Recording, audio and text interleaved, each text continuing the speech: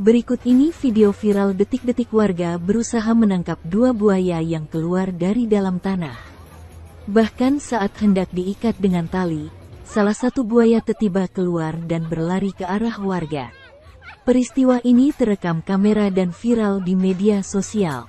Sebuah akun Instagram @mexinfo.official turut mengunggah video viral pada Rabu, tanggal 9 Agustus tahun 2023.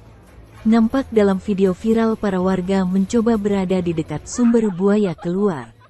Buaya itu keluar dari dalam tanah, atau sebuah jalan beton yang telah hancur. Awalnya, hanya satu buaya yang keluar.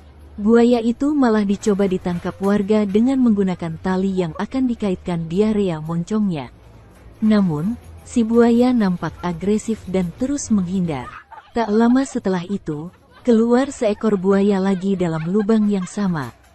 Sontak saja, setelah buaya keluar, kepanikan pun terjadi. Warga bahkan mengangkat kakinya, karena buaya mencoba berlari ke arahnya.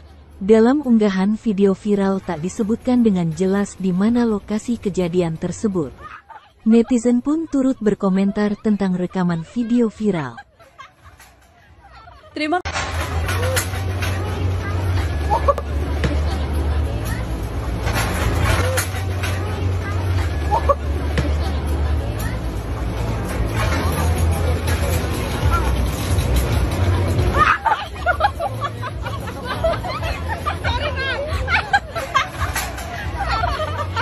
Terima kasih sudah nonton.